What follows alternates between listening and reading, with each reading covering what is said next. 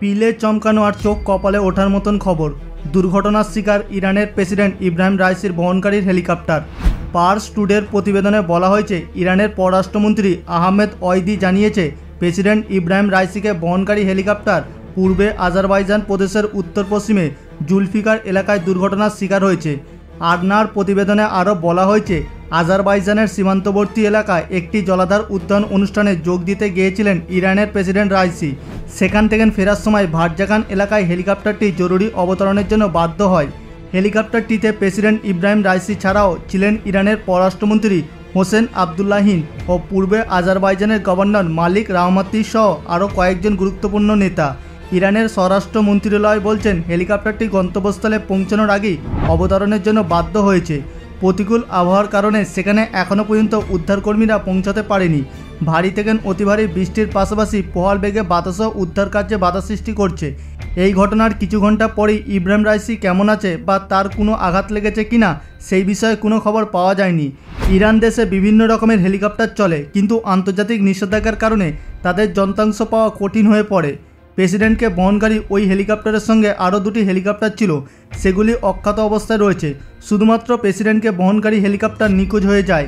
সংবাদ মাধ্যমে আরও জানা যায়, প্রেসিডেন্টের হেলিকপ্টারটি দুর্ঘটনার কবলে পড়ার পর সেটি থেকে জরুরি ফোন কল এসেছিল।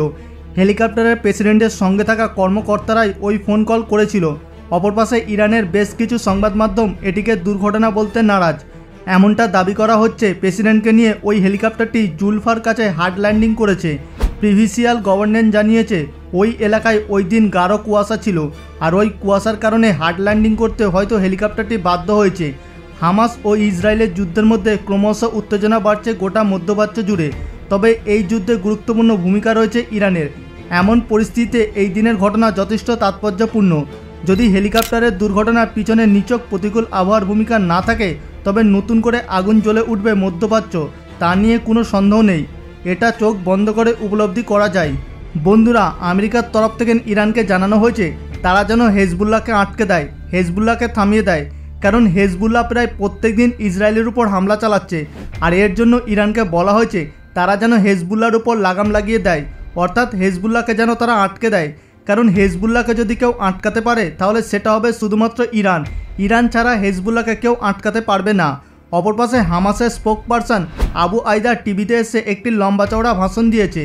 যুদ্ধের আবহাওয়া জানিয়ে বিগত এক সপ্তাহের মধ্যে হামাস যোদ্ধারা গাজাতে 100টির মতন সৈন্যবাহনকে লক্ষ্য করে হামলা চালিয়েছে। আর তিনি দ্বিতীয় কথা বলেছেন, ইসরায়েল আবার একবার নরকের দিকে যেতে শুরু করেছে আর খুবই শক্তিশালী প্রতিরোধের মুখোমুখি রয়েছে। অর্থাৎ তারা হামাসের সঙ্গে লড়াই করছে, এটাই বোঝা যাচ্ছে। ইসরায়েল তার ক্ষয়ক্ষতির শুধুমাত্র এক অংশ আম নাগরিককে জানাচ্ছে, কিন্তু এই সকল তথ্যগুলি দেখে যেটা বোঝা যাচ্ছে, ইসরায়েলের ক্ষয়ক্ষতির পরিমাণ অনেক বেশি, কিন্তু তার বেশিরভাগটাই তারা চেপে দিয়েছে বা লুকিয়ে রেখেছে। বর্তমান সময়ে ইসরায়েলের তরফ থেকে গাজা উপত্যকাতে কিছু কাগজ ফেলা হয়েছে। এই সকল কাগজের মধ্যে উপত্যকার কিছু মানুষের ছবি রয়েছে এবং তাদের পুরো ডিটেলস লেখা রয়েছে। এই সকল তথ্যগুলি দেখে ইসরায়েল জানিয়েছে এগুলি সব হামাসের লোক। এমন কিছু ছবি দেখানো হয়েছে যেখানে ছোট ছোট বাচ্চা অর্থাৎ শিশুদের ছবি দেখানো হয়েছে। এই ছোট বাচ্চাগুলিকে ইসরায়েল হামাস বলে আখ্যা দিয়েছে। আর গাজাবাসীকে ভয় দেখানো হয়েছে, তারা যদি হামাসের ঠিকানার সম্পর্কে ইসরায়েল সৈন্যদেরকে না তথ্য দেয়, তাহলে কিন্তু তাদেরকে মেরে ফেলা হবে। কারণ গাজাতে বসবাসকারী সাধারণ নাগরিককে ইসরায়েল সরকার হামাসের সঙ্গে তুলনা করছে। ছোট ছোট শিশুদেরকে হামাস বলে আখ্যা দিচ্ছে ইসরায়েল। আর সমগ্র পৃথিবীবাসী এই সকল ঘটনাগুলিকে দেখে চুপচাপ বসে রয়েছে। উত্তর ইসরায়েল থেকে একটি খবর পাওয়া যায়, যেখানে হিজবুল্লাহ সশস্ত্র সংগঠন আল মালিকিয়া নামক একটি স্থানে ইসরায়েলি সৈন্যগাড়িকে লক্ষ্য করে টার্গেট মিসাইলের সাহায্যে হামলা করে। তবে এই হামলার কারণে কিছু সেকেন্ডের মধ্যেই সৈন্যগাড়িটি সম্পূর্ণ ধ্বংস হয়ে যায় এবং তছনছ হয়ে যায়, আর তার মধ্যে থাকা ইসরায়েলি সৈন্যরা আহত হয়ে পড়ে। আর এমনটা অনুমান করা যাচ্ছে কিছু সৈন্যর প্রাণ চলে গিয়েছে। এই সকল আহত সৈন্যগুলিকে রেস্কিউ করার জন্য সেখানে যখন ইসরায়েলি সৈন্যদের আরও একটি গ্রুপ গিয়ে পৌঁছায়, তৎক্ষণাৎ সেই সকল সৈন্যগুলির উপরেও আক্রমণ করা হয়। হিজবুল্লাহর এই সকল আক্রমণগুলি দেখে আমেরিকার তরফ থেকে এবার ইরানকে বলা হয়েছে তারা যেন হিজবুল্লাহকে থামিয়ে দেয়। দীর্ঘ 8 মাস হামাসের সঙ্গে যুদ্ধ চালিয়ে বিগত এক সপ্তাহ বা 10 দিনের মধ্যে প্রায় সেই পরিমাণ ধ্বংসযুদ্ধ চালিয়েছে হামাস। বিগত 10 দিনের মধ্যে ইসরায়েলের প্রায় 100টি যুদ্ধ ট্যাঙ্ক ধ্বংস করে দিয়েছে। বর্তমানে ইসরায়েলি সৈন্যরা গাজাতে অপারেশন করতে ভয় পাচ্ছে। কারণ হামাস যোদ্ধারা কখন কোন দিক থেকে আক্রমণ করবে তারপর সৈন্যরা নিমেষের মধ্যে টুকরো টুকরো হয়ে যাবে। এই ভয়ে এখনও পর্যন্ত ইসরায়েলি সৈন্যরা আতঙ্কের মধ্যে রয়েছে।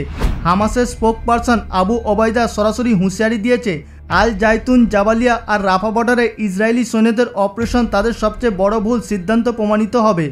বর্তমানে যার কিছু নমুনা ইতিমধ্যে আমরা দেখতে পাচ্ছি, তবে ইসরায়েলি সৈন্যরা এটা মেনে নিয়েছে যে রাফা বর্ডারের কাছে অপারেশন করাটা তাদের ভুল হয়েছে। গাজা উপত্যকায় জাবালিয়াতে যে যুদ্ধ চলছে সেটা এখনও পর্যন্ত হওয়া সবচেয়ে বড় ভয়ঙ্কর যুদ্ধ। তবে এই যুদ্ধের মাঠে ইসরায়েলি সৈন্যদের বারংবার তাদের সাপ্লাই লাইন পরিবর্তন করতে হচ্ছে, অর্থাৎ এমন কিছু রাস্তা রয়েছে যে রাস্তা দিয়ে সৈন্যদেরকে প্রয়োজনীয় খাবার দাবার, ওষুধ এবং অস্ত্র পাঠানো হয়। তবে বর্তমান সময়ে হামাস যখন ইসরায়েলি সৈন্যদের উপর আক্রমণ করছে তখন তাদের সাপ্লাই লাইনকে ভেঙে দিয়েছে। এই সাপ্লাই লাইনকে লক্ষ্য করে হামলা চালাচ্ছে যাতে করে ইসরায়েলি সৈন্যরা কোনো রকমের সাপ্লাই না পায়। যুদ্ধের এই পর্যায়ে দেখার পর আমরা এটাই অনুমান করতে পারি যে হামাস ইসরায়েলি সৈন্যদের অস্ত্রের উপর আক্রমণ করছে, বারংবার তাদের অস্ত্রকে ধ্বংস করে দিচ্ছে বা নষ্ট করে দিচ্ছে, যার ফলে ইসরায়েলি সৈন্যদের প্রাণ যাচ্ছে, কিন্তু হামাসকে কোনো রকমভাবে তারা নিয়ন্ত্রণ করতে পারছে না। অপর পাশে হেজবুল্লাহর বারংবার আক্রমণের ফলে লেবানন প্রান্তে একটি এলাকাতে ইসরায়েলির তরফ থেকে বিমান হামলা করা হয়।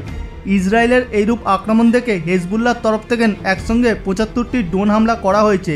হিজবুল্লাহ সেই সকল ড্রোনের সাহায্যে ইসরায়েলি এলাকায় ঢুকে সেখানে গিয়ে রকেট ফায়ার করছে, অর্থাৎ তারা সরাসরি রকেট ফায়ার করছে না, এই ড্রোনের সাহায্যে রকেট ফায়ার করছে। তবে আপনাদের জানার উদ্দেশ্যে বলে রাখি, ড্রোনের সাহায্যে রকেট ফায়ার করার ফলে হিজবুল্লাহর খরচ অনেকটা পরিমাণে কমে যায়। ইসরায়েলের গোলাম হাইটসে তাদের সৈন্য ক্যাম্পকে লক্ষ্য করে আবারও ভয়ঙ্কর আক্রমণ করা হয়েছে। এছাড়াও প্রায় প্রত্যেক দিন ইসরায়েলি এলাকাতে হামলা চালাচ্ছে হিজবুল্লাহ। ইসরায়েলি সৈন্যদের প্রতি তারা মরিয়া হয়ে উঠেছে। হিজবুল্লাহর এই আক্রমণ বন্ধ করার জন্য আমেরিকার তরফ থেকে নির্দেশ দেওয়া হয়েছে। ইসরায়েলি সৈন্যরা চিন্তা করছে এই রাফা বর্ডারে হামলা চালিয়ে তারা হামাস যোদ্ধাদের নিশ্চিহ্ন করে ফেলবে, শেষ করে দেবে। কিন্তু ইসরায়েলি সৈন্যরা যখন যেটা ভাবছে, হামাস সৈন্যরা তার থেকে এক কদম এগিয়ে রয়েছে। এইদিকে ইসরায়েলি সৈন্যরা রাফা বর্ডারে অপারেশন চালাচ্ছে, অন্যদিকে উত্তর গাজা উপত্যকায় হামাস সৈন্যরা ধীরে ধীরে জড়ো হচ্ছে। এতদিন পর্যন্ত যে সকল এলাকাগুলিকে হামাস মুক্ত বলা হয়েছে সেই সকল এলাকাতে পুনরায় হামাসের অস্তিত্ব দেখা গিয়েছে, আর পুনরায় সেখানে ইসরায়েলি সৈন্যদের সঙ্গে হামাসের লড়াই শুরু হয়েছে।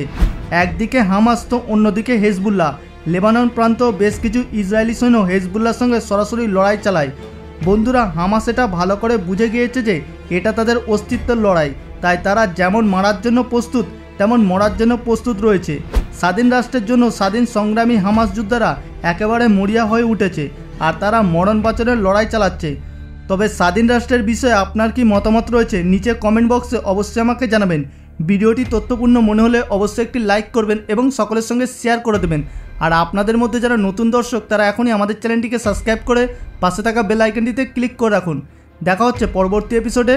ভালো থাকবেন, ধন্যবাদ।